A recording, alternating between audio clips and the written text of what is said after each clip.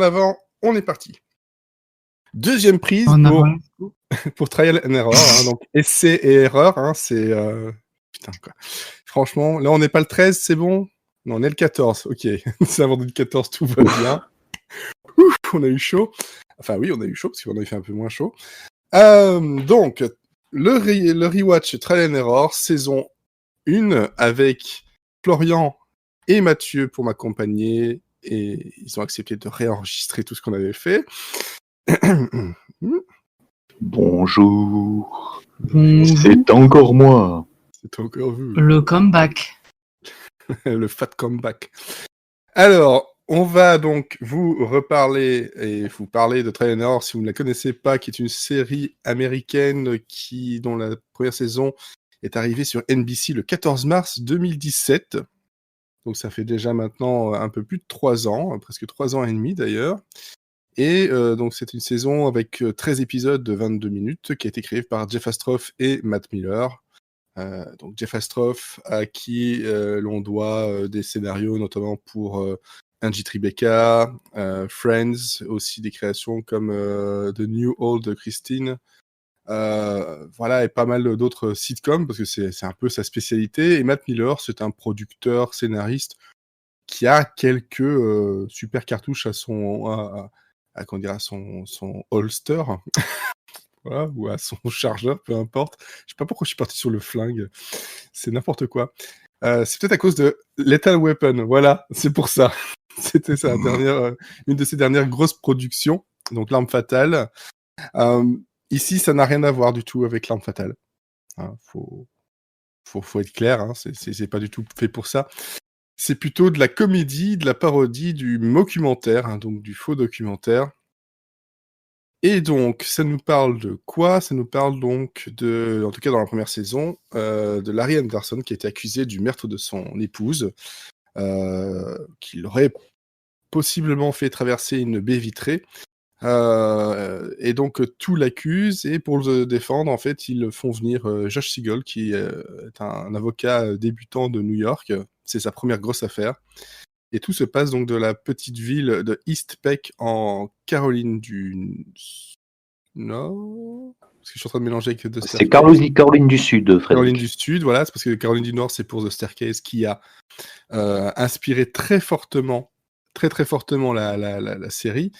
Donc The Staircase, qui s'appelle Soupçon, que vous pouvez retrouver sur MyCanal, que vous pouvez trouver aussi sur Netflix, qui est un documentaire donc créé par Jean-Xavier de Lestrade, et qui parle à peu près de la même chose. C'est-à-dire qu'on accuse là un écrivain d'avoir tué sa femme, qui est en fait... voilà, pour lui, c'est un accident. Tout l'accuse, c'est vraiment un sac de nœuds. Et ça se passe en Caroline du Nord, à Durham. Ici, c'est East Peck. Donc, c'était en décembre 2001. Et donc, il appelle de façon paniquée la police. Et la police, quand elle arrive, elle voit que la femme, elle est donc en bas des escaliers, d'où The Staircase. Hein, donc, voilà, comme ça, on raccroche le tout. Et c'est vrai que le début de la série, donc Trial and Error, est très très très très proche vraiment de cette affaire-là, parce qu'on a Larry Anderson qui appelle le 911 de façon paniquée, parce que sa femme est morte, elle ne bouge plus. Et voilà, il est très très paniqué, mais très vite, quelques secondes après le début, on se rend compte qu'on est parti sur une parodie, sur de l'humour, parce que il a un appel en même temps donc du câble, et donc il demande au 911 de vouloir bien patienter, parce que ça fait toute une journée qu'il attend que le gars du câble vienne. Et donc voilà, on part sur ce postulat de base, un truc très très loufoque. En même temps, c'est si difficile de les avoir.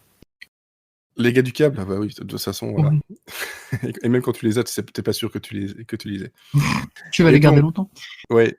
Et donc, niveau distribution, on a Nicolas D'Agosto qui joue le rôle de Josh Siegel, on a John Lithgow qui joue Larry Anderson, on a aussi Sherry Shepherd qui jouera le rôle de Anne Fletch, qui est une des coéquipières donc, de Josh Siegel dans cette affaire, Stephen Boyer dans le rôle de Dwayne Reed, qui est aussi un des coéquipiers, Jemma Mace qui, elle, joue Caroline Keane, qui est l'avocate de la partie publique. La procureure. La procureure. à chaque fois j'ai des traductions, etc. Je mélange un peu tout. Et on a aussi donc Krista Rodriguez qui joue donc Summer Anderson, la fille de Larry Anderson. Voilà, ça c'est pour le cast de base, parce qu'après il y en a quelques autres qui tournent autour de tout ça. Voilà. Donc pourquoi on parle de cette série-là? Parce que ça fait longtemps qu'on l'avait pas vue. On s'est dit tiens, moi en tout cas surtout moi, je me suis dit tiens, je me referais bien un rewatch. Ça fait longtemps que je n'ai pas vu cette série que j'ai déjà vue 1 milliard de fois. Et surtout, ça fait un moment que je l'avais pas vue, à peu près 1 an et demi. Et voilà, est-ce que ça me fait toujours autant rire? Est-ce que ça fonctionne toujours autant sur moi? Même en connaissant par cœur le déroulé. Eh ben, j'ai quand même réussi à retrouver des choses que j'avais oubliées. D'autres qui sont revenus très très vite. D'autres choses que j'ai fini par repérer, comme voilà, justement Jeff Astrof l'avait dit dans l'interview, que dès le départ, il y a des indices assez bien dissimulés quand même, mais ils sont visibles sur qui est ce meurtrier, quelle est la résolution, parce qu'en 1 saison et donc 13 épisodes, on a la résolution finale de cette affaire. On va essayer de ne pas vous spoiler pour la première partie du podcast. Quand on spoilera, on vous préviendra. Alors, on a revu tout ça. Et Florian, voilà, toi de ton côté, ça faisait aussi un petit moment que tu l'avais pas vu. Ça fait bizarre de devoir redire ça. C'est exact. Ça fait bizarre de devoir. J'ai l'impression de l'avoir déjà vécu ce truc, mais c'est pas grave. Franchement, je me demande ce que tu vas dire. Mais en fait, étant donné que j'ai pas l'habitude de tout retirer la couverture à moi, je vais donner mon avis et aussi paraphraser les avis de vous deux que vous avez donnés lundi. Comme ça, on ira plus vite et on pourra terminer le podcast dans les temps. Voilà. Donc pour info, en fait, on a dans les temps comme en saison 2 de Trial and Error. Exactement. Et pour une fois, on en, enfin, sachant que le premier enregistrement a fait à peu près 1h45, donc voilà, je vais maintenant soliloquer pour à peu près 1h38. Donc si ça vous dérange, vous pouvez lire un livre, vous pouvez voilà. Regarder la saison. Exactement, regarder la saison. Vous avez le temps. De mémoire, vous avez le temps de regarder à peu près 6 ou 7 épisodes de la saison 1, en fait. Donc, si vous voulez rajouter un truc, voilà. Donc, I got this from here, quoi. Ok, c'est cool. Allez, ciao. Il était là. On te laisse fermer derrière toi. Le mauvais jeu d'acteur, là, j'ai fait semblant de marcher. Oh là là. Voilà. Vas-y. Bon. Tu peux ouvrir le Velux, en fait, comme ça manquait de bruit de fond, et voilà. Bon, ça mode de pluie. Ouais, donc pour en revenir à la saison 1, c'est vrai que j'avais vu les premiers épisodes, hein, même en avant-première quand ils ont été diffusés. Enfin, d'abord on me les a envoyés 1 semaine avant la sortie, et après donc ils ont été diffusés sur Canal+. Mais j'ai vu la saison, je crois, en 2 parties. J'ai vu les 4 ou 5 premiers épisodes lorsqu'ils ont été diffusés sur Canal, et ensuite je crois que j'ai rattrapé le reste de la saison 1 de quelques mois plus tard, ou peut-être à l'été suivant. Donc j'ai pas tout regardé d'une traite, voilà, sachant que NBC et Canal+ ont diffusé les 13 épisodes sur 7 semaines, en fait. Donc il y avait 2 épisodes par semaine. Et enfin moi je suis pas certain, étant donné qu'il y a des cliffhangers et donc il y a des rebondissements à chaque fin d'épisode. J'étais pas forcément certain que ça marchait tel quel. Après, c'est vrai que voilà, comme l'a expliqué Jeff Astrof, c'est surtout une série qui a été conçue non pas pour la regarder 1 fois par semaine, mais pour la regarder par bloc, et éventuellement pour la binger, donc la marathonner toute la saison. Et là, du coup, j'ai pu du coup regarder la saison donc à peu près en 4 ou 5 fois, donc voilà. D'abord, j'ai regardé la première partie de saison sur toute une semaine, et après les 6 autres épisodes la semaine, la semaine dernière, en fin de semaine dernière. Et pour tout dire, moi, enfin, ce qui m'a poussé aussi à faire ce rewatch, etc., c'est parce que je trouve la série éminemment sympathique, et c'est surtout parce qu'il y a un sens de l'humour qui pousse l'absurde à l'extrême, que on retrouve pas énormément. à part dans une autre série moderne qui, elle aussi, a été annulée assez honteusement, qui s'appelle Angie Tribeca. Et la différence entre Angie Tribeca et Trial and Error, tu vas me le dire, Frédéric, c'est... Elles n'ont pas le même titre. Ils n'ont pas le même titre. Voilà, Non, c'est le côté, en fait, que... Je l'avais déjà dit lundi, donc forcément, on se souvient plus de tout ce que j'ai dit lundi, c'est sympa. Mais voilà, la première fois, on n'avait peut-être pas déjà écouté. Non.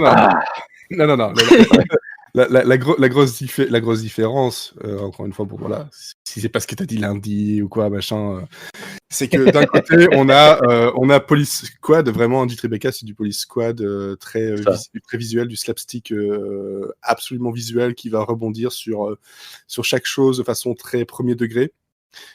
Visualiser les jeux de mots, c'est-à-dire qu'il y a un jeu de mots intravisible qui va être prédit par des personnages et donc dans la seconde suivante, ça va être totalement illustré. Trial and Error, il y a aussi un humour qui est extrêmement visuel, mais ça reste un tout petit peu moins cartoon. Par contre, le point commun entre les deux, c'est le rythme, c'est-à-dire c'est vraiment faire un maximum introduire un maximum de vannes à la fois donc dans les dialogues, à la fois dans la scène et aussi au second plan, puisque voilà, Police Squad et les As et Angie Tribeca par extension, c'est aussi les pros du second plan, donc où tu dois regarder potentiellement une deuxième ou troisième fois pour repérer une vanne qui est cachée dans le cadre. Ou même pour regarder une vanne que tu as loupée en second plan parce que tu étais attaché donc sur le premier. Donc ça c'est le point commun entre les deux. Et la grosse différence entre les deux, c'est que Trial and Error s'inspire d'un vrai procédural, d'une vraie affaire de meurtre, tandis que Angie Tribeca va justement se moquer et des conventions et s'en sortir par une pirouette le plus souvent avec les cas qui sont traités. Et c'est pareil avec Police, quoi. Donc ça veut dire que si on ne pipe rien à l'enquête ou si on n'est pas intéressé par le meurtre de la semaine, c'est pas très grave puisque c'est juste un prétexte pour aligner les vannes et faire des parodies. Et Trial and Error, ça n'est pas ça. Non, c'est pas ça. Et comme justement je disais au premier enregistrement, ce qui, moi déjà dès le départ m'avait plu et m'a encore plu cette fois-ci, c'est que même s'il y a des... Voilà, on en reviendra sur les défauts, mais on a quand même une comédie qui a une affaire qui se suit de bout en bout et qui, selon moi, n'a pas trop à rougir par rapport à des affaires de certains procédurals ou de certains dramas policiers. Parce que voilà, l'affaire est intéressante, on a envie de savoir. On ne s'en fiche pas, on s'accroche au personnage, on s'accroche à la petite ville de Caroline du Sud, on s'accroche à pas mal de choses et on passe son temps à regarder un peu ce qui se passe en arrière, on essaie d'écouter aussi les petits dialogues, les petites paroles comme ça qui peuvent passer inaperçues, mais l'affaire en elle-même n'est pas du tout au second plan, elle fait part entière de la série et c'est comme la ville, c'est un personnage à part entière. Voilà, selon moi. Toujours, bien sûr. Et là, on m'entend plus, c'est ça? Si, on t'écoute. Moi, je t'entends. J'ai tellement peur que ça foire encore. Mais là, pour une fois qu'on t'écoute. Bah oui, pour une fois qu'on m'écoute. Oh là là. Non, mais voilà, ça c'est la grande force que, oui, Angie Tribeca, c'est un autre genre d'humour. Je pense que on peut très bien apprécier Angie Tribeca et Trial and Error, c'est pas un épisode comparatif. On peut apprécier les deux, mais ce n'est pas forcément une évidence, parce qu'on peut adorer Angie Tribeca et détester Trial and Error, et l'inverse aussi. Parce que ce n'est pas le même genre d'humour. Après, ça tout dépend de votre ouverture sur l'humour. Voilà, si vous aimez juste un seul genre, parce que je sais qu'il y a des personnes qui détestent le genre qui peut être dépeint dans Angie Tribeca, dans les Y a-t-il un flic, etc. C'est too much pour eux, quoi. Ça va trop vite, il y en a trop, il y a une espèce de trop-plein. Ils trouvent pas ça forcément très drôle non plus. Moi, c'est ce qui me fait le plus rire. Mais c'est ce qui est le plus compliqué aussi à faire. Parce qu'on a bien vu que les Scary Movie et autres, après, je dis pas les deux premiers, mais après, à partir du 3, et tous les films du genre, c'est bien de faire des parodies, mais c'est bien aussi de comprendre pourquoi ça fait rire, quoi. Et c'est pas toujours le cas. Mais puis, et puis tu l'as dit, mais c'est pas exactement la même chose qu'un Trial and Error. Ça n'a pas la même vision. Trial and Error, c'est vraiment, c'est un documentaire true crime qui rencontre Parks and Recreation, quoi. Voilà, très bonne description. Donc, si vous aimez Parks and Recreation et que les true crime vous intéressent un tout petit peu, je pense qu'il y a de quoi faire. Mais Et puis même si comme moi vous en foutez complètement des true crime, désolé Elodie, mais c'est pas du tout ma tasse de thé, ben vous allez sûrement quand même aimer Trial and Error. Parce que c'est très très drôle. C'est très très drôle. Et ça, c'est vrai, c'est ce qu'on retient de ça, c'est que on a des personnages très drôles, on a une écriture et un rythme. C'est ce qui fait tout, en fait. Hein, vraiment, sans ça, tu peux donner le même scénario à d'autres personnes qui n'ont pas le sens du rythme de la comédie, ça ne fonctionnera absolument pas. Même si tu fais les mêmes blagues, hein, genre le juge, ça c'est une des premières blagues qui arrive parce qu'il rencontre le juge. C'est écrit clairement Horst-Dick dessus. Tu te dis, ah, ça y est, ça c'est du gros jeu de mots un peu lourd. Et puis en fait, il joue sur le contre-pied de la personne l'a bien lu. L'autre voit qu'elle a lu ça et dit non, ça se prononce Horst-Dick. Et là, tu dis, ok, d'accord, j'ai compris ton truc, il n'y a pas de souci. Ça et Anne Flatch qui a 1 milliard de syndromes et de maladies toutes plus bizarres les unes que les autres, toutes plus drôles. Est-ce que c'est mon moment là? C'est mon moment, c'est ça? Exactement. C'est une belle perche. Ça s'appelle un segue, tu vois. Oh my god, I wasn't expecting that. Oui, alors moi, ce que j'adore dans Trial and Error, bon, ça me fait beaucoup rire, je développerai un peu plus tard, mais c'est surtout les personnages que je suis tombé en amour avec eux. Ils sont tous extrêmement sympathiques et mignons et attachants. Et mon personnage préféré, c'est Anne Flatch, qui est jouée par l'incroyable Sherry Shepherd. Et la particularité de Anne Flatch, c'est que c'est la secrétaire de l'avocat Josh. Et presque chaque épisode, enfin je pensais que c'était dans chaque épisode, et au revisionnage je me suis rendu compte que non. Mais on découvre qu'elle a un nouveau TOC, une nouvelle particularité ou une nouvelle maladie, un nouveau trouble quoi. Et elles sont assez spéciaux. Donc je vais vous faire la liste et vous allez comprendre un petit peu l'humour de Trial and Error. Alors on apprend qu'Anne Flatch a une amnésie faciale, c'est-à-dire qu'elle ne reconnaît pas les visages, même des gens qu'elle voit tous les jours. C'est impossible pour elle. Du coup, elle compense ça en reconnaissant très bien les pénis. Ensuite, aussi les autres parties du corps aussi, parce qu'il y a une scène un peu plus loin où en fait ils font une découverte parce qu'elle s'est aussi focalisée sur un langage corporel ou une autre partie du corps. Ouais. Mais c'est surtout les pénis. En tout cas, c'est elle qui nous le dit. C'est elle qui le dit. C'est ce qu'elle dit. Voilà. Mais c'est vrai que, comme dit Florian, ils essayent de nuancer un peu ce côté-là pour ne pas non plus faire un truc un peu trop grave, j'ai l'impression. Oui. Ensuite, elle est dyslexique. Ça lui sera très utile plus tard sans vous en révéler davantage, mais pour une secrétaire, c'est pas très pratique. Non. Elle a un trouble d'expression émotionnelle, c'est-à-dire que quand il se passe quelque chose de très très triste autour d'elle, elle explose de rire malgré elle, ce qui la met dans des situations très embarrassantes. Ensuite, elle a le syndrome de Stendhal, c'est-à-dire que quand elle voit quelque chose de très beau, elle s'évanouit automatiquement. Elle a le syndrome de l'accent étranger, mais seulement après une anesthésie, c'est-à-dire qu'après une anesthésie, elle prend l'accent d'un autre pays, comme l'accent british ou l'accent écossais. Elle a une lingophthalmie nocturne, c'est-à-dire qu'elle dort les yeux ouverts même en conduisant. Elle a le syndrome de la cheerleader à reculons, donc après un vaccin, elle marche à reculons. Et enfin, sa main gauche parfois fait ce qu'elle veut, et elle ne peut pas la maîtriser. Mais ça, on n'en sait pas plus, et on veut pas vraiment savoir ce que ça veut dire. Voilà, donc ça c'était tous les troubles d'Anne de la saison 1. On va en découvrir encore plus en saison 2, mais ça vous dresse un petit portrait de mon personnage préféré. Voilà. Donc ça, on parle des personnages préférés, comme ça l'abcès va être crevé tout de suite.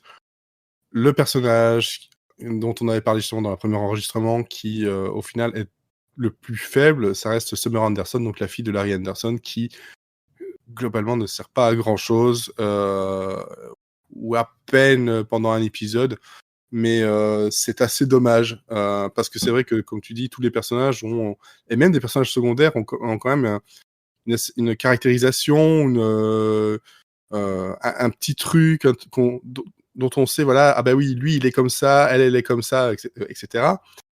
Krista Rodriguez, donc Summer Anderson, à part être le fait que c'est la fille de Larry Anderson, voilà. Je dirais que Ils c'est savent peut-être, pas. Oui.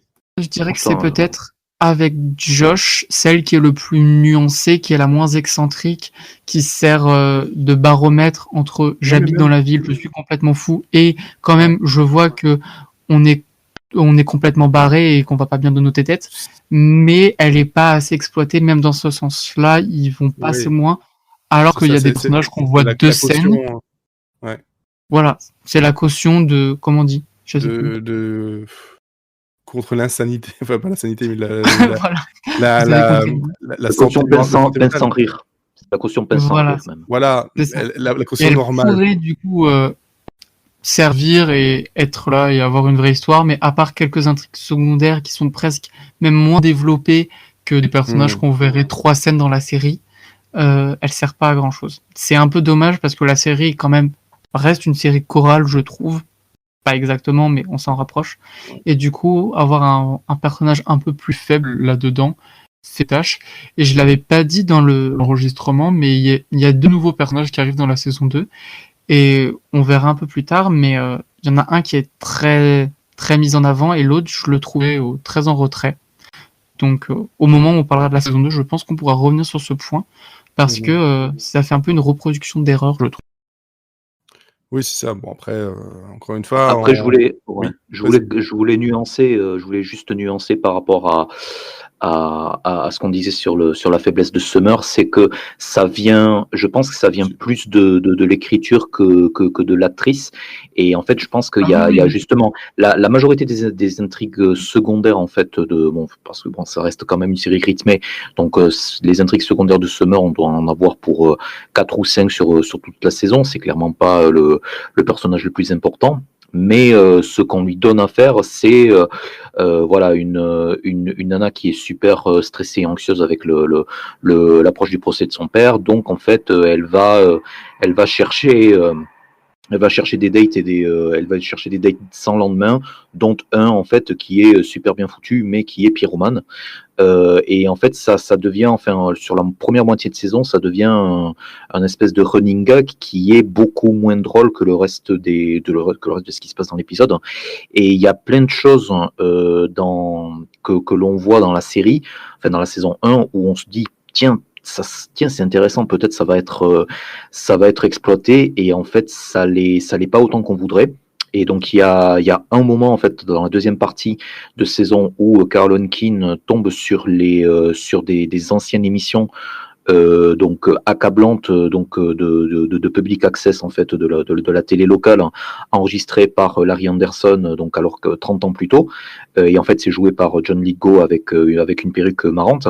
Et à un certain moment on voit sa femme qui est son ex-femme en fait, qui est aussi la mère de Summer, qui est jouée par Krista Rodriguez elle-même. Le truc c'est qu'on voit ça pendant 2 minutes et du coup ça pourrait donner quelque chose de marrant, en sachant que voilà, Krista Rodriguez ne jouerait pas Summer elle-même, hein, et en fait c'est pas du tout, c'est juste exploité pour deux trois vannes, et ensuite on passe à la suite parce Ouais, et que pour c'est un train révéler en que, marche.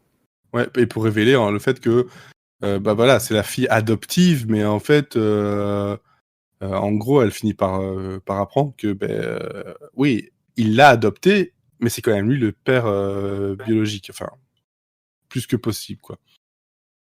Voilà. Je sais plus il l'affirme, mais en tout cas, voilà, c'est sa fille sa fille biologique, mais qui a adopté parce qu'en fait, sa mère ne pouvait plus n'arrivait pas à la gérer, en fait. Voilà. D'autres choses que, voilà, qu'on remarque avec Trial and Error et en plus du rythme, c'est il y a bien sûr dans les dialogues, il y a des choses, des jeux de mots, il y en a un peu partout, et il y a des choses très, très, très drôles, mais c'est aussi le côté regard caméra qui fait partie du genre, hein, du mockumentary. Mais les regards caméra et les mimiques, en fait, en plus, parce que c'est pas juste un regard caméra, mais c'est des regards réactions très souvent. On a voilà Nicolas D'Agosto, donc Josh Siegel, qui lui va être va être très bon dans le côté un peu sérieux, genre il est fier de lui pour pas mal de choses, et où il va être super déçu. On aura Larry Anderson qui lui va nous faire des mimiques de limite très mignonnes pour un gars de cet âge-là. C'est une espèce de petit ourson par moment où on sent qu'il a fait une bêtise et ça devient presque un gosse. On aura Dwayne Reed qui lui, c'est le autant Krista Rodriguez donc dans le rôle de Samuel Anderson, c'est la caution. J'habite en Caroline du Sud, mais je ne suis pas une américaine de l'Amérique profonde. Autant Dwayne Reed, lui, c'est l'image même du je vais pas dire du sudiste parce que ça peut être insultant, mais voilà, du gars qui est là depuis toujours, il a un cousin, c'est un papa cousin grand-père, je sais plus, enfin voilà, c'est assez bizarre. Il y a toutes ces histoires de famille un peu consanguines. C'est un ancien flic qui a été mis à la retraite anticipée. Et on aura vraiment ça, tous les regards. On a Anne Fletch qui, elle, ne sait jamais comment vraiment réagir et qui va toujours chercher du secours autour d'elle. Mais chacun, à sa façon, face caméra, va rajouter son propre côté comique qui formera un tout très homogène et qui fonctionne à chaque fois, quoi. Ça, c'est... Oui. Et comparé à d'autres séries qui utilisent, j'ai des références assez étranges, mais par exemple, High School Musical, la série qui utilise le documentaire de façon très intensive et totalement inutile. Sur la série, il y a peut-être deux moments où ça fonctionne. C'est rien du tout et ça n'a aucune utilité. Ça servait juste dans le pitch à la base quand ils ont écrit la série, mais à l'écran, ça ne fonctionne pas du tout. Là, ça sert premièrement à développer chaque personnage parce que ça leur apporte une facette supplémentaire. Ça aide aussi au comique visuel à faire avancer l'histoire en nous dévoilant des éléments de l'enquête en arrière-plan, comme tu l'as dit en début de podcast, à chaque instant et qu'on voit de mieux en mieux à chaque visionnage.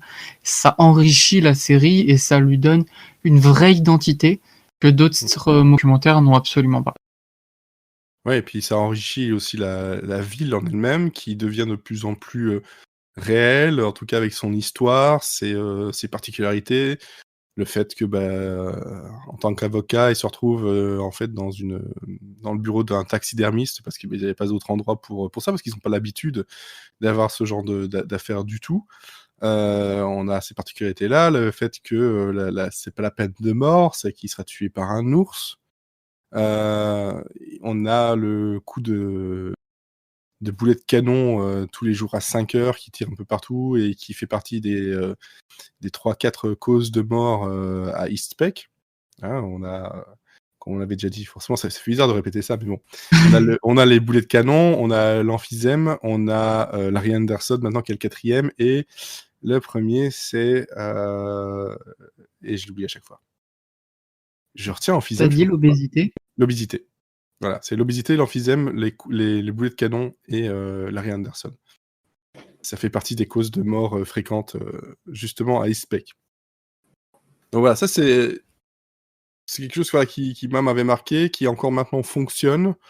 Comme on en a discuté la première fois, mais on va revenir directement là-dessus, c'est il y a des choses qui parfois ne fonctionnent pas bien, mais pas au point de rendre l'expérience non plus absolument désagréable, difficile à suivre, ou on a envie d'arrêter ou de faire autre chose. Tu en avais parlé, Mathieu, et je pense que de toute façon, Florian, tu l'avais aussi confirmé, mais il y avait des moments où même dans l'affaire, il y a des choses qui sont mises sur le côté alors qu'elles ne devraient pas l'être, qui sont oubliées alors que franchement, on se demande comment ça se fait qu'ils l'ont oublié. C'est un peu forcé parfois.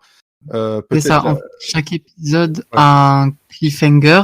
Ouais. Et le cliffhanger, donc je vous apprends rien, mais c'est vous redonner envie de voir l'épisode suivant. Donc moi j'aime beaucoup ça, mais c'est vrai que dans Trial and Error, la plupart des cliffhangers sont très réussis.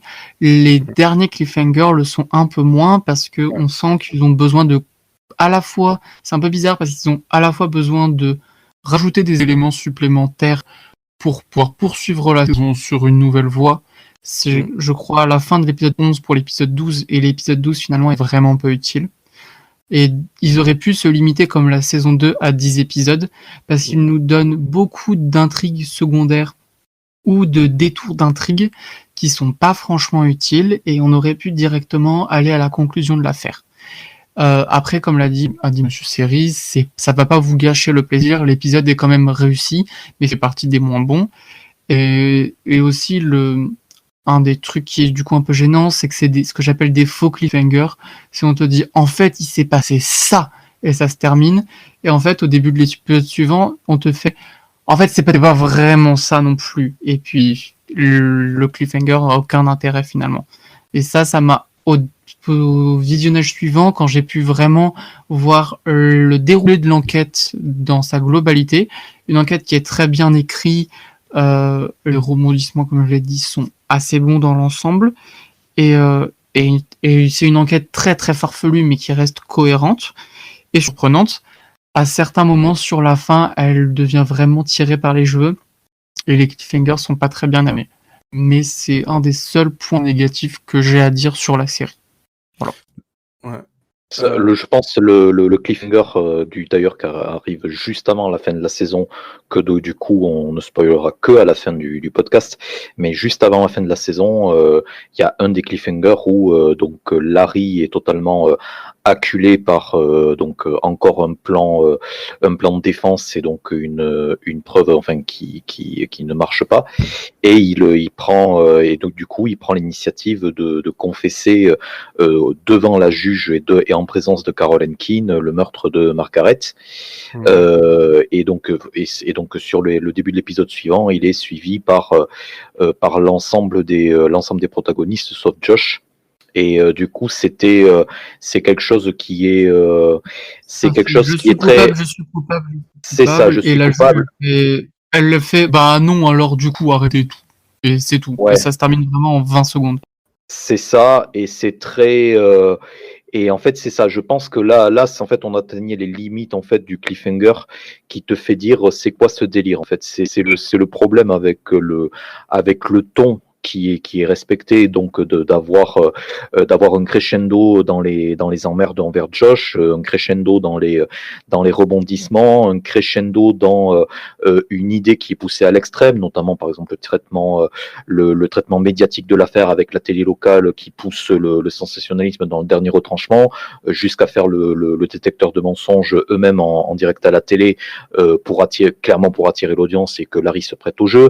Il y a énormément de choses, même sans parler des cliffhangers, en fait, à chaque fin d'acte, en fait, toutes les 5 minutes, qui sont vraiment qui sont vraiment conçus pour dire non seulement je l'ai pas vu venir, mais c'est totalement délirant, et c'est totalement n'importe quoi. Ça reste très drôle, mais en fait au fur et à mesure des 13 épisodes, il y a pas mal de choses qui me laissent cet arrière-goût là au deuxième visionnage, quoi. Ouais, c'est ça, c'est l'arrière-goût de too much, quoi.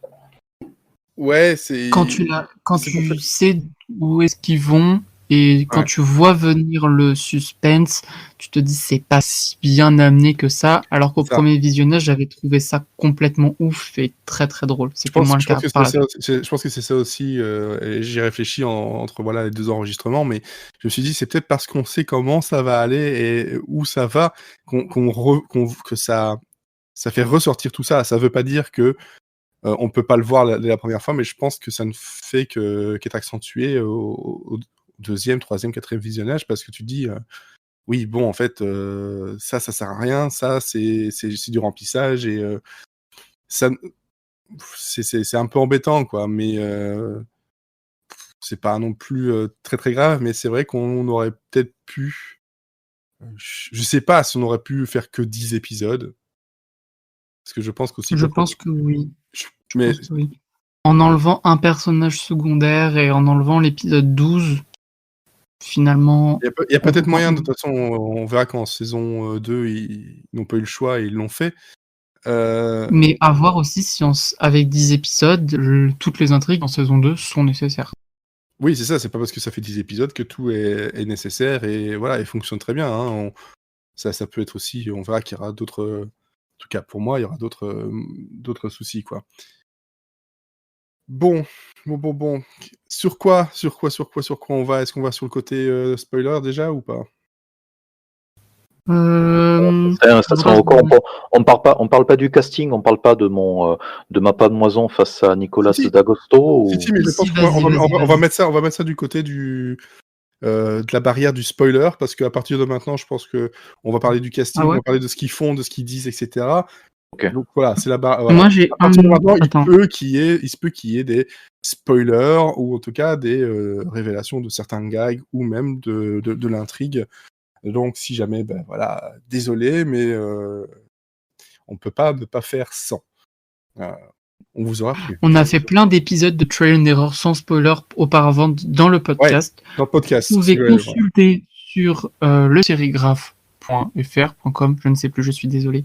Il y a toute la liste des podcasts. Vous avez aussi. Donc, et vous cherchez Trial and Error et vous trouverez de quoi compléter si besoin.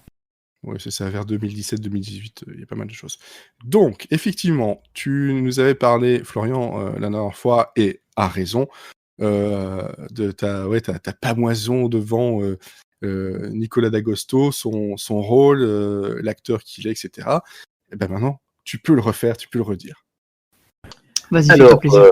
Alors, pour résumer, en fait, Nicolas D'Agosto, en fait, c'est le premier rôle de la série, mais les précédents rôles qu'il a eu ne jouaient absolument pas sur son côté adulte, hein. Et surtout ça n'était pas des premiers rôles comiques du tout. Donc c'est un gros pari qui est énormément payant. Alors le gros, on va dire, la saison 1, en fait, il y a pas mal d'acteurs qui sont connus du public américain. Il y a Jemima Mace, donc, qui sortait de plusieurs saisons de Glee et aussi de quelques films comiques et familiaux. Je crois qu'elle était dans Les Schtroumpfs ou dans quelque chose de comme ça. Et donc ça, c'est quelqu'un qui est connu du public américain. Sherry Shepherd, elle a fait pas mal de séries qui sont annulées, et elle est surtout connue du public américain pour avoir été une des intervenantes de The View, qui est un talk show qui passe le matin sur ABC avec Whoopi Goldberg, qui était avec Barbara Walters. Voilà, donc c'est 4 femmes en fait qui commentent sur l'actu, qui ont des invités et tout. Donc Sherry Shepherd a été là pendant des années, donc c'est quelqu'un qui est extrêmement connu du public américain, mais pas forcément, enfin un tout petit peu moins en tant qu'actrice, plus en tant que personnalité. Et Nicolas D'Agosto, c'est surtout quelqu'un qui a été engagé pour être voilà le jeune bellâtre, volontaire et tout. Donc on le connaît principalement de Heroes, en fait. C'était, je crois, le boyfriend de Claire dans la saison 1 de Heroes. C'est aussi une des figures de Destination Finale 4, et il a aussi eu un arc dans la saison 1 de Masters of Sex, mais dans tous les cas c'était pas des rôles où il fallait la gaudriole.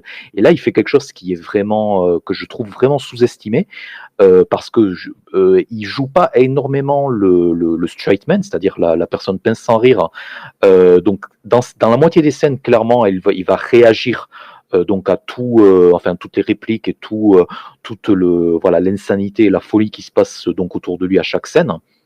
Mais il y a d'autres fois où donc on parie un tout petit peu, je pense un tout petit peu comme, je sais pas, Bruce Willis dans Moonlighting à un certain niveau. Donc il va être plus ou moins au fur et à mesure de la première moitié de saison séduit par Carol Enkin, qui n'arrête pas de lui faire des avances, enfin plus ou moins massé, ou plus ou moins assumé. Il y a aussi, il doit réagir aussi pas mal avec John Lithgow, au personnage de Larry. John Lithgow qui est là aussi pour en faire des tonnes, qui est aussi été embauché parce que il est très connu entre autres, parce qu'il a une très très longue carrière pour Troisième Planète Appelle le Soleil. C'est de là où c'est de là aussi où on le connaît. Et il a aussi été la voix du Limpa Blanc dans Once Upon a Time in Wonderland. Faites ce que vous voulez de cette information. Voilà, qui a été annulé après une saison, et je crois qu'il sera heureusement ou malheureusement disponible sur Disney+, puisqu'ils ont mis toute la saison de la série mère. On va avoir rappelé ça. Voilà. Et Nicolas D'Agosto, en fait, il pourrait très bien donc surnager ou être juste le passe-plat de plusieurs talents comiques ou de plusieurs talents qui du coup en font des caisses et font des choses et du coup il arrive à s'en tenir pas mal, notamment voilà dans le gag récurrent de Murderboard. Il se joint souvent, mais en fait on le voit vraiment en plan de coupe au délire du reste de son équipe. Et au fur et à mesure, en fait, non seulement son personnage s'acclimate un tout petit peu à la folie qui règne à Eastpeck, mais lui arrive à être un acteur comique en bonne et due forme, et à être vraiment un leading man, non seulement qui est attachant, mais qui en plus arrive à être drôle. Et je faisais un parallèle avec le personnage de Anne dans Parks and Recreation, qui donc dans la première saison était totalement donc la straight woman, la pince sans rire, et donc le clown triste de tous les délires de Andy, de Chris Pratt, donc donc du coup un personnage qui était bien formé, mais qui en plus était un personnage de connard, enfin pas d'ex ou de copain qui est resté dans sa maison et qui squattait. Et donc Anne, c'était pas non plus le personnage le plus hilarant. Et en saison 2, dès la saison 2 et jusqu'à la série, donc avec son amitié, sa sistermance avec Leslie, on la voit un tout petit peu non seulement se détendre et être, on va dire, de plus en plus drôle et adopter une certaine personnalité comique qui va faire qu'elle va pouvoir tenir la dragée haute au reste de l'équipe de Parks and Rec. Et du coup, c'est ce qui a fait que Rashida Jones s'est sentie prête pour être productrice et actrice de Angie Tribeca. Et je n'irai pas jusque-là pour Nicolas D'Agosto, mais je pense que c'est vraiment une performance qui est très très sous-estimée par rapport à la qualité de toute la saison. Ouais, c'est vrai, c'est parce qu'il joue il le joue très bien de toute façon, mais il joue un peu le gars un peu normal par rapport, enfin. Et le béné aussi, il y a un tout petit peu un espèce de béné, ouais. quelqu'un qui est totalement dépassé par les événements, et aussi tout le propos de la série et tout ce qui fait aussi revenir cette semaine, c'est combien d'emmerdes vont tomber sur Josh. Oui, c'est ça. Voilà. C'est ça, le souci, c'est que même physiquement, c'est un gars qui est un peu passe-partout, quoi.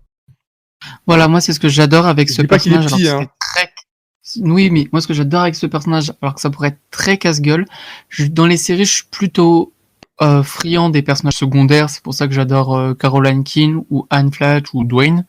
Ouais. Mais ce que je trouve réussi avec Josh, et ce qui n'est pas le cas de beaucoup de séries, c'est que c'est comme tu dis, un personnage passe-partout, qui a un physique très commun, qui est notre œil qui entre dans cette ville de fous furieux, et qui comprend pas ce qui se passe, et qui est obligé d'accepter tout ce qu'il voit, donc c'est notre œil.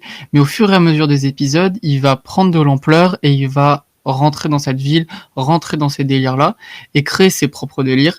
Et du coup, ça devient un personnage très très très intéressant, et vraiment plaisant à regarder. Et un bon personnage principal. Et jusqu'au moment où il va justement partir dans tellement de délire que, en fait, on va même le regarder de travers, genre, mais non, là, tu vas trop loin. Mais il est encore plus foutu à la fin de la saison. Non, mais voilà, mais même dans la série en elle-même, il y a, je crois que c'est Summer qui finit par réagir, lui dire, oui. Non, arrête, fais pas ça, fais pas ça du tout. Parce que justement, c'est pas lui, alors que ça va devenir un peu lui, parce que bon, voilà, encore une fois spoiler.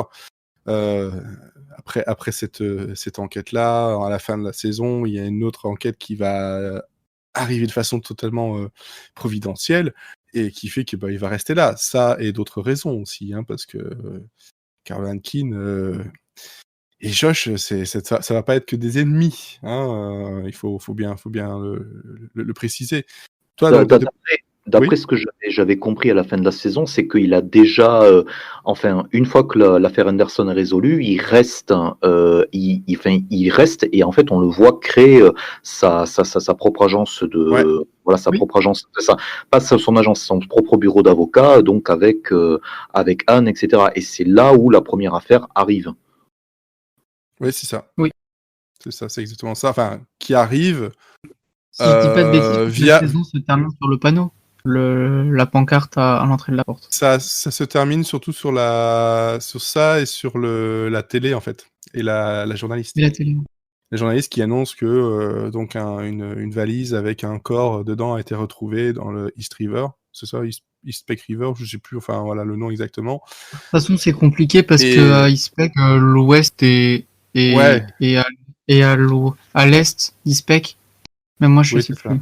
Mais ça Oui, m'a non, perdu. c'est un peu compliqué la carte même, et on verra que les lois sont aussi très compliquées en saison 2, et parfois même très, très, très étranges. Mais c'est ça, c'est vraiment, on voit qu'on a l'évolution de ce personnage qui était poisson sorti de son bocal et qui finalement, en fait, s'est dit que ce bocal-là est pas si mal que ça, finalement. Et peut-être même mieux que celui qu'il avait à New York, et il se sent beaucoup plus à l'aise là-bas.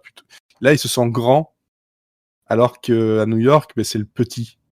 Hein, tout le monde est associé, lui ne l'est pas, ou alors il est vraiment dernier. Et c'est aussi ça aussi, c'est de se dire que ben voilà, je suis peut-être pas à ma place. Moi, j'habite là-bas à New York depuis voilà, on va dire toujours, mais je me sens pas à ma place, alors que là, ben, je suis important, quoi. C'est aussi ça qui reste de la fin de la saison. En tout cas, c'est ce que je pense. Ça et autre chose qui joue sur la relation justement avec Caroline Key. Parce qu'on va pas le dire maintenant, on fera ça dans le prochain podcast. Florian, je crois que j'ai vu que tu allais dire quelque chose. Non. Non. Rien Alors, à ajouter. donc, comme je disais aussi, dans les gags, il y a les gags visuels et des choses qui se passent en arrière-plan. Surtout que, comme c'est filmé façon documentaire, bah, souvent, quand il y a quelqu'un qui parle de face caméra, derrière, sauf quelques cas, mais derrière, la vie continue un peu.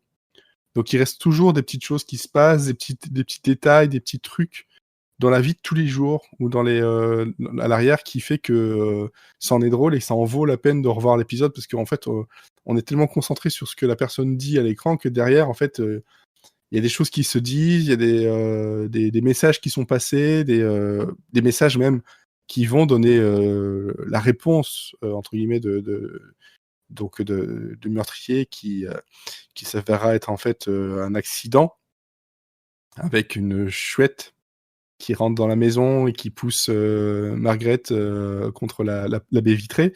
Donc voilà, hein, cette chouette-là, on la voit quand même pas mal. On a un début d'espoir, de résolution quand justement il y a le gars du câble qui lui adore les oiseaux.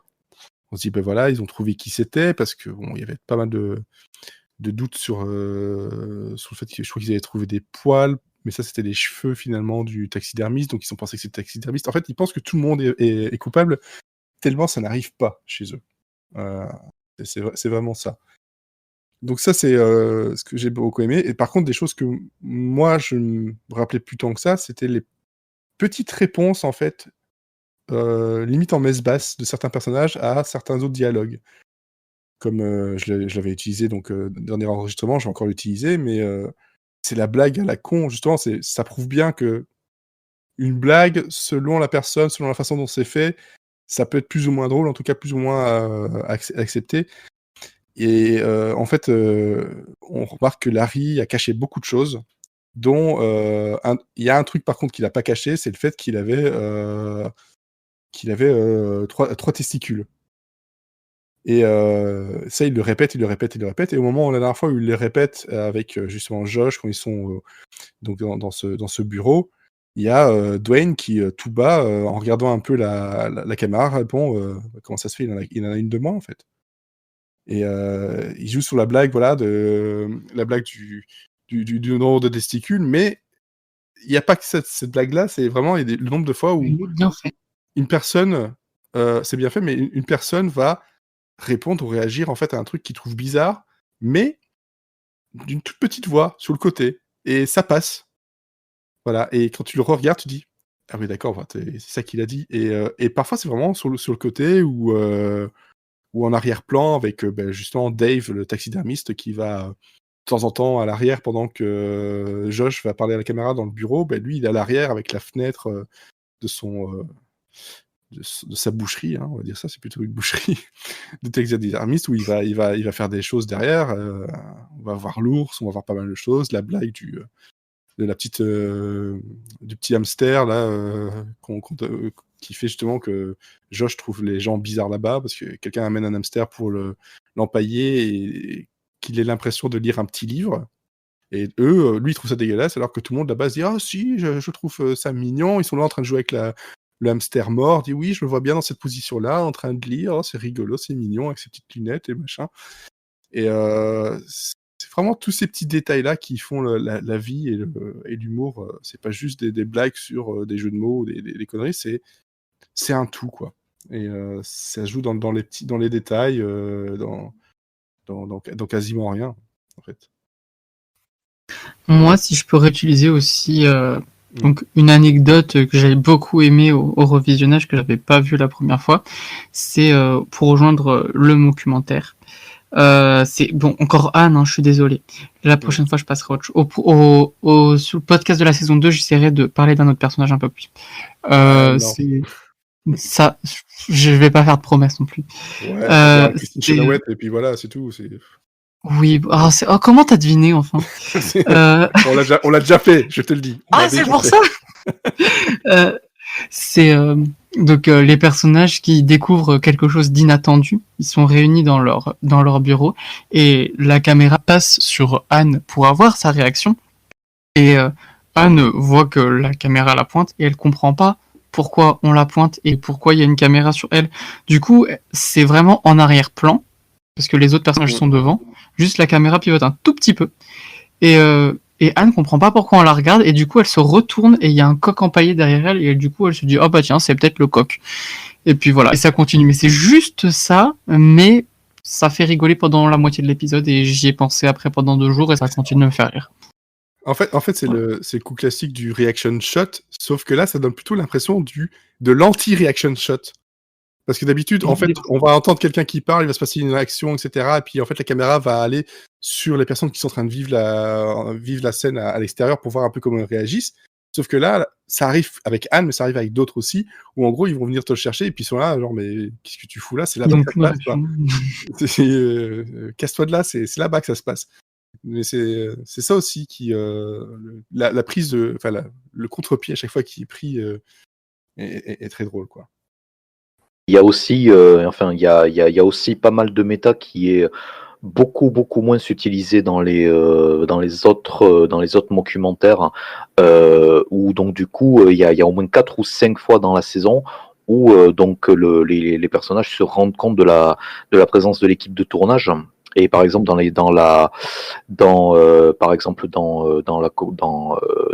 Office, ou même dans The Office ou d'autres séries, c'est un tout petit peu moins le cas. Et du coup, pour souligner le fait ils essaient vraiment de faire feu de tout bois. À un certain moment, Josh dit tiens, étant donné que tout est filmé, on va pouvoir éventuellement sortir une preuve, etc. Et genre 2 minutes plus tard, ils sont Larry en fait est confondu avec son micro en train de dire qu'il cultive du cannabis chez lui. Voilà, donc en pleine plaidoirie ou en plein recess avec Josh. Il y a aussi Josh à un certain moment qui dit voilà, couper la caméra ou des choses comme ça. Et donc il y a, même si on n'entend jamais l'équipe de documentaire, ou que en fait c'est toutes les questions, la personne qui pose des questions est tout le temps coupée au montage, puisque je suppose qu'il y a un journaliste qui interroge les différents protagonistes.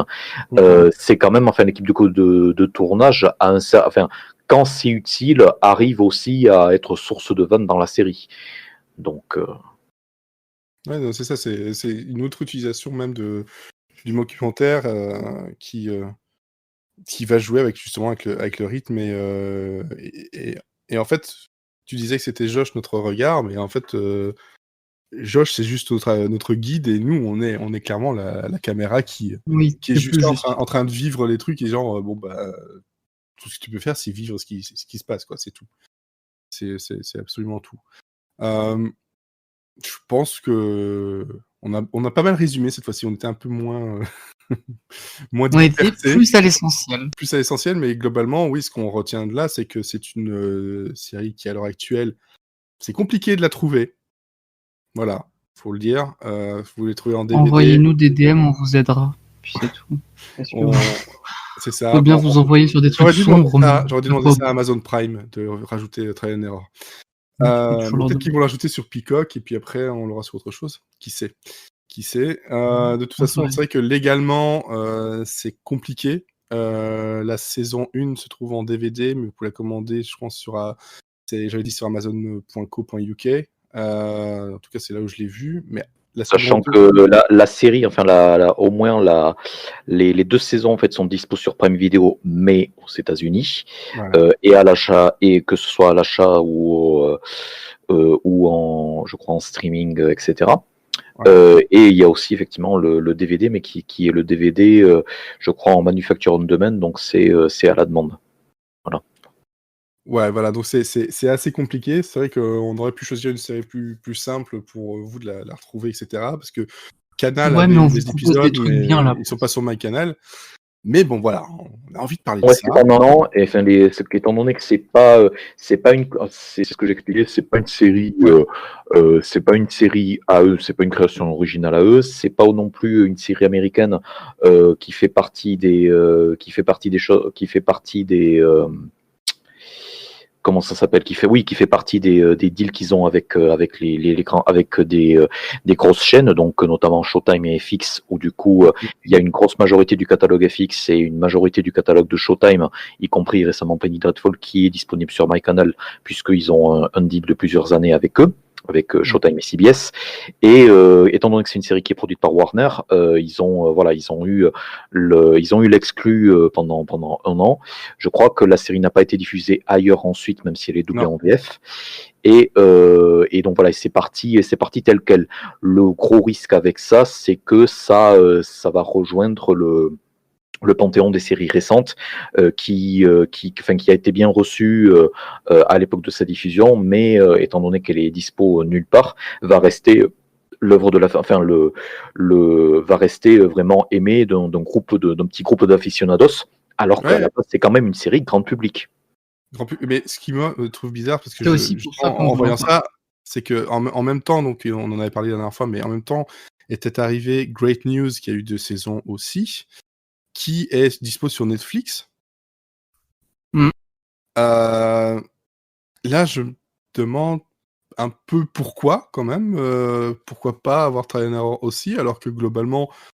Parce que ça a été produit par Universal, et je crois que dans le cas de Great News, je crois que Netflix a mis des thunes sur la saison 2, et c'est comme ça que la saison 1 a été mise en machin. Et sans oublier le fait que voilà, ils ont déjà Netflix, ils ont déjà une relation avec Tina Fey de Unbreakable Kimmy Schmidt. C'est vrai que c'est plus facile. C'est le problème avec Trial and Error, c'est que c'est une série qui est basée vraiment sur son identité, c'est-à-dire sur l'enquête, etc. La seule personne qui est connue vraiment à l'international, c'est John Lithgow et potentiellement Gemma Mays, qui reste à lui. Mais voilà, à part ça, ça reste une série qui n'a pas vraiment de star. Non, c'est vrai. Ça, effectivement, c'est un peu plus compliqué. Par contre, ce que je voulais ajouter, c'est qu'en regardant justement son Prime Video sur Amazon.com, je remarque que eux, la logique des épisodes, c'est que le pilote et l'épisode 2 sont en un seul. Donc ils comptent pour un épisode de 43 minutes. Et la même chose pour l'épisode 12 et 13. Qui ne comptent que pour un seul épisode de 43 minutes. Tout le reste, c'est des épisodes de 22. Mais sur Amazon Prime, en tout cas, tu as les 2 premiers épisodes et les 2 derniers qui sont en tout cas placés comme étant un seul et même épisode. Enfin, il y a un petit slash qui dit que ça apporte 2 noms, mais c'est étrange. C'est peut-être une énorme bêtise, mais je crois que c'est pareil pour Lost. Le final est en 3 parties, et la partie 1 est tout seul, et les parties 2 et 3 sont ensemble. Je dis peut-être une énorme bêtise, mais je crois que j'ai vu ça. Oui, c'est possible, mais en tout cas, voilà. Je pense pas, par contre, qu'on puisse, même en passant par un VPN ou quoi que ce soit, parce que je pense que quand tu veux essayer d'acheter, ils vérifient, ah bah tiens, ta carte, elle n'est pas en tout cas enregistrée sur une adresse américaine. Je pense pas que ce soit vraiment possible non plus de les enregistrer comme ça, tout comme avec iTunes. Je suis sûr qu'on les trouve sur iTunes, mais uniquement si tu es aux États-Unis, c'est un peu le souci avec tous ces trucs-là. Bon, je pense que de toute façon, c'est un combat un peu perdu de récupérer les saisons de façon légale chez nous. Hein. D'ailleurs, puis on parlait d'Angie Tribeca tout à l'heure, la saison 1 et là aussi, il n'y a que la saison 1 qui est éditée en DVD aux États-Unis et le reste est entièrement disponible en streaming, mais aux États-Unis. Et ici, par contre, la série a été brièvement, après sa diffusion, elle a été brièvement disponible en streaming et en VM sur Warner TV. Donc, il y a eu potentiellement plus, il y a potentiellement plus d'exposition sur le long terme parce que la série est diffusée sur l'antenne d'une chaîne qui a relativement peu de séries inédites et assez peu de comédies. Donc voilà. Voilà, par contre, pour Angie Tribeca, c'est la saison 1, on la trouve sur Amazon.fr à 15 €. C'est un import, apparemment un import allemand.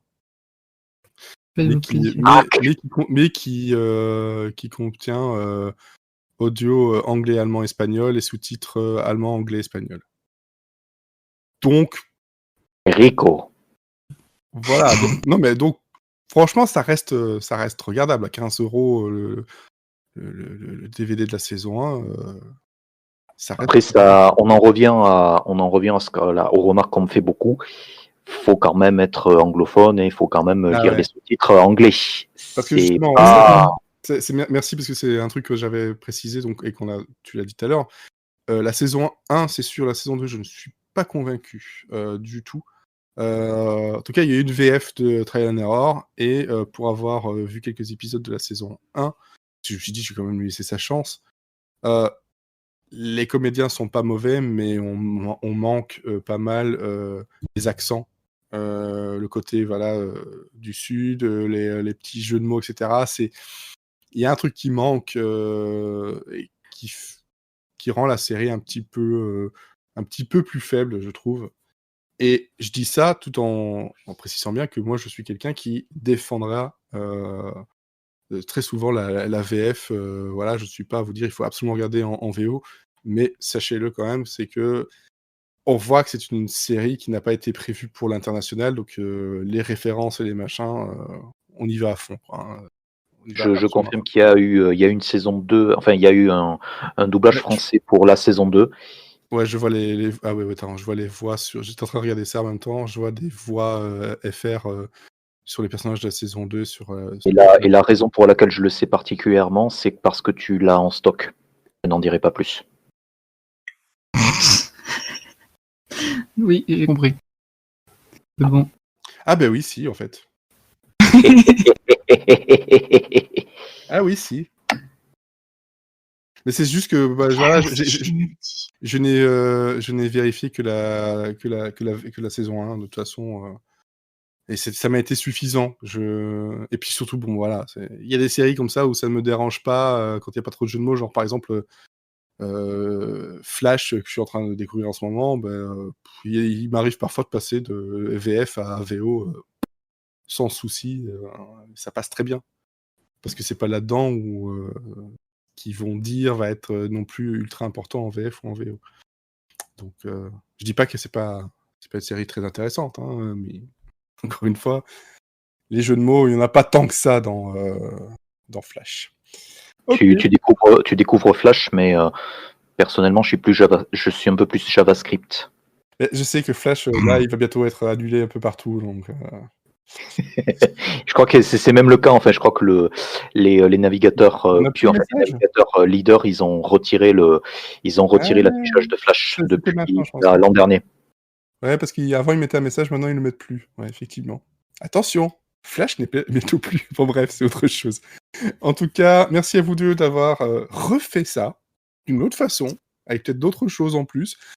Le résultat de tout ça, c'est que Trial and Error, si vous avez la possibilité, regardez-la ou re-regardez-la. Mais en tout cas, vous avez la possibilité de réagir sur les réseaux sociaux, partager, venir nous parler de ça, si vous l'avez déjà vu, ce que vous en pensez. Ça, c'est quand même très, très important. N'oubliez pas non plus que sur la page Ko-fi de Monsieur Cyril and Friends, on a donc le cahier de vacances qui est arrivé hier, où on enregistre, donc c'est-à-dire qu'on est vendredi, c'est arrivé jeudi, le 13 août. Vous avez une trentaine de pages pour 0 ou plus d'euros, selon ce que vous voulez. En tout cas, ça nous soutient, comme les soutiens-gorge. Non. Perso, j'en ai pas. Ben non, moi non plus, parce que free the boobies. Free the boobies. C'est aléatoire. En tout cas, si vous avez niveau Trial and Error, il y a aussi quelques petites références qui sont faites dans ce cahier de vacances. On vous donne rendez-vous. Essayez de les retrouver. Ouais, essayez de la retrouver. On vous donne rendez-vous, on espère très vite, pour la saison 2 cette fois-ci. On va essayer de se dépêcher de la regarder, promis. Voilà, et surtout, franchement, je recommence plus ces podcasts. J'adore Trial and Error, mais répéter la même chose plusieurs fois dans une semaine, j'en peux plus.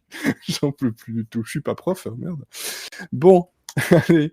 En tout cas, à bientôt. Bonne série, bon podcast et bonne jovie. Hein. Bon Larry. Et bon Larry. Et bon Larry. Ah oui, ça. Merde, juste. Larry Anderson. Harry Anderson et son frère jumeau. Et Harry Anderson, c'est Harry Anderson et le Bigfoot. C'était une série et un film qui était justement avec Johnny Go. Un petit clin d'œil référentiel, justement. Une référence au poil.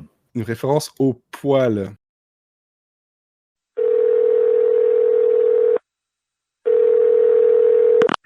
What's your emergency?